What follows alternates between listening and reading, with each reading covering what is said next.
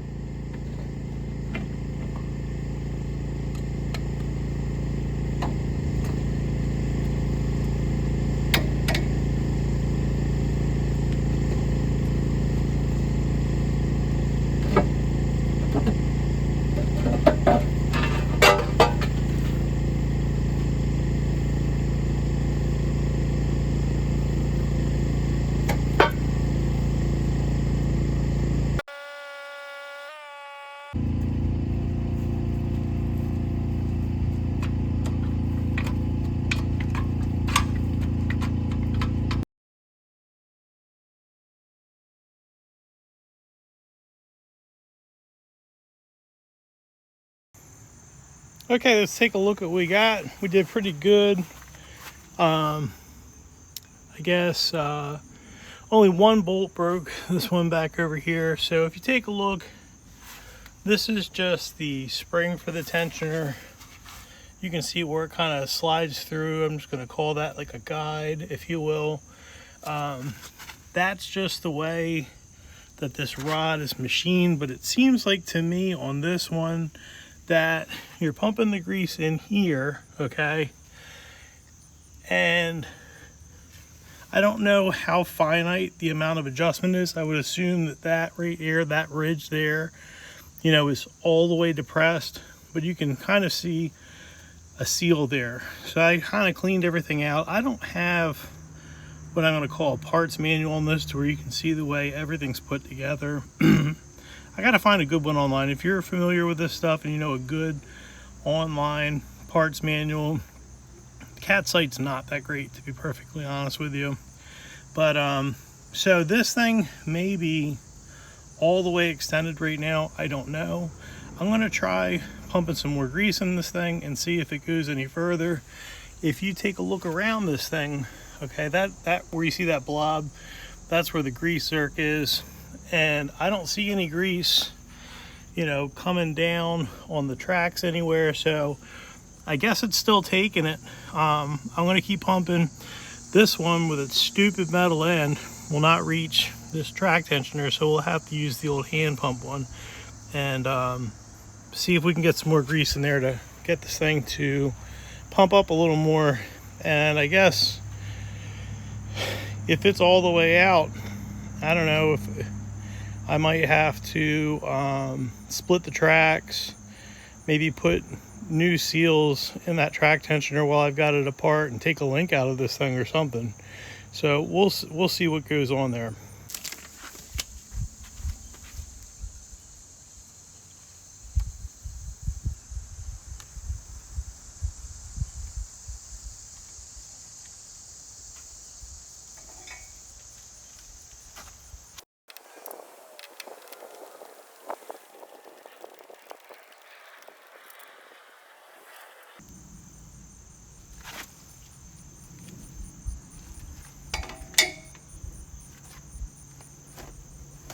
All right, this thing has not moved. I'm going to go get the sledge and give this thing a couple of whacks. It may just be stuck.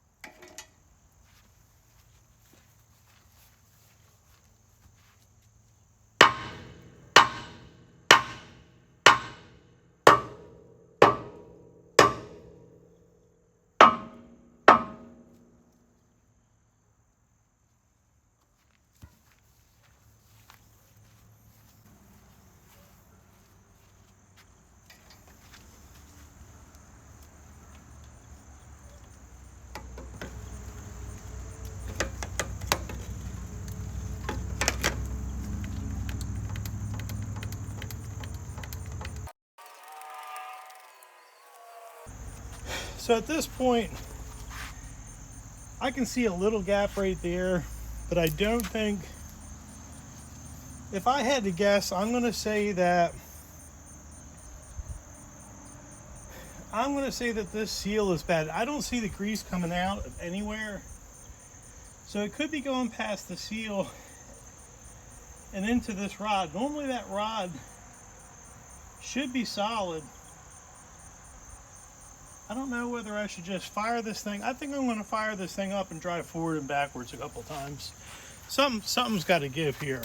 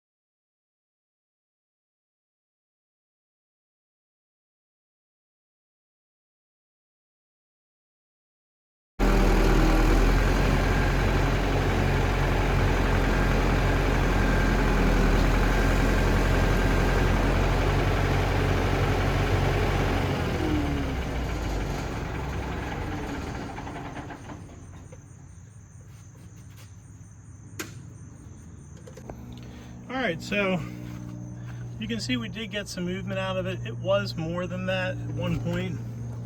You can see that we had a lot of grease coming past the seal here. So I would say, you know, there's a possibility it's sticky. That's why I was going back and forth and being kind of rough with it to try and knock it loose.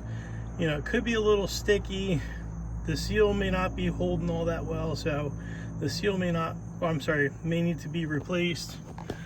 You know, there's still a lot more travel there on the track frame, so I would assume that it goes out further, but who knows. So at this point in time, I would say, you know, if you're looking at this track compared to where it was before, this is, I would say, a little on the loose side of acceptable, if you know what I'm saying. I don't know what the exact spec for this machine is, but I would be okay running that, if you know what I mean. Now this side over here, this is the one that's got the idler that's all jacked up. You can see where it's come above that lower track frame there. Something's all wonky here, but this side was what I would say considerably over tightened. It was like banjo string tight, which it does not need to be. If you look in the middle, you can see just a little bit of sag there. I would say that this is somewhere on like the okay side of too tight, if you know what I mean. So for now, this will be fine. Obviously, we've got some type of a major issue here that needs to be addressed, but I'd like to run this machine a little bit before we get into fixing something that's probably been broke for the last 10 years. So let's get on to the next task. Let's do something easy. Just gonna put that flapper up on that exhaust. Actually, you know what? We're not gonna do that because it's probably relatively hot. Let's jump over to that, that lockout lever. I'm gonna get you guys back on the tripod and we'll get started on that. Well, I didn't hit record when I went to clean this up, but it's all cleaned up now.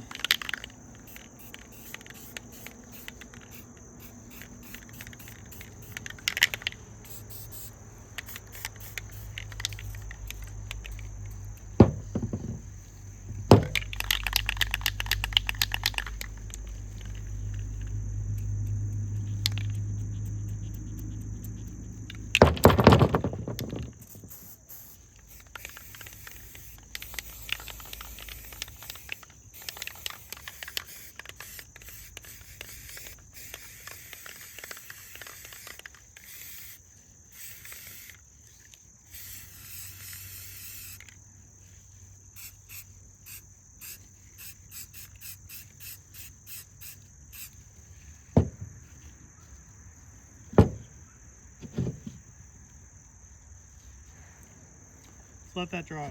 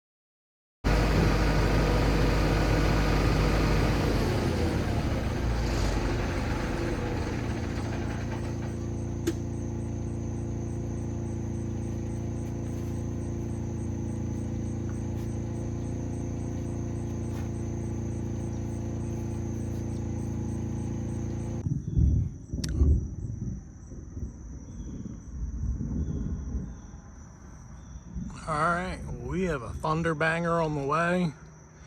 I decided might be a good time to pack up this big old lightning rod. I was working that boom, trying to get some of that grease put in. She hasn't seen grease in a long time, so I'm gonna have to wiggle it around and keep hitting it a little bit, because I think one of the bucket bushings, I was up to 160 pumps and I still didn't get any grease out, and it's definitely going in. So she's bone dry, which is kind of surprising, because this machine, ooh, see that? For as old as it is, it seems pretty tight, which is also surprising. So yeah, that's probably gonna wrap it up for today. We'll let these dogs out to pee before the storm comes in. I gotta check the weather and see what's going on. You gotta keep your head on a swivel out here in these hills or mountains, whatever you want to call them, because every once in a while, you know, something crops up, and it could be a tornado warning or whatever. And the old dollhouse might be somewhat aerodynamic, and I've got 6 hurricane straps on it. That thing shouldn't go anywhere, and the ground's not saturated, so I'm sure we're fine. But I feel a lot safer than that in the old Harbor Hut. Harbor Hut has not blown away yet. It's still hanging tough. But when the S hits the fan, I think I'd rather be hiding under that track hoe than hunker down in there. Ay, ay, ay. Well, see y'all tomorrow. Okay, here we are on the next day, man. A lot of thunderstorms last night, even in the morning today. So, got the hydraulic safety lockout all painted and ready to go on. Got some tools set out here. First thing that we're going to do is, as you can see, I've got a pry bar through the hole here that the mechanical thumb goes into. And what I'm going to do, I already hit this with some PB Blaster, because I don't want to have to extract 2 broken off bolts. But yeah, I'm going to test this by hand, see if it'll come loose, and I'm going to knock that pin out of there. I'm going to take that to the fab shop and see if they can make me a new one. Hopefully, everything's easy when you're not doing it, but it looks like it's something very easy to make. I could make that myself if I had the materials. I don't have the materials, and I don't know if they're going to have the materials. I do have this pin from the Komatsu loader that they could possibly mill down, that's just a little too big to fit through the hole. So I don't know if they have that material or not for the pin. Maybe that would be helpful to them. I understand that, you know, you've got labor and you've got materials, and sometimes one's more than the other. Who knows? So yeah, let's go ahead and get this knocked out and start moving forward.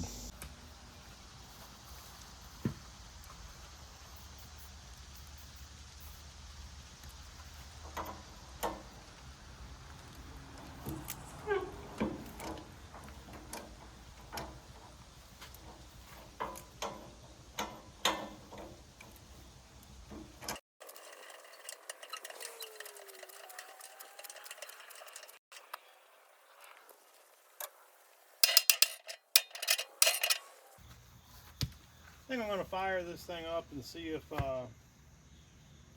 taking some pressure off, if that helps.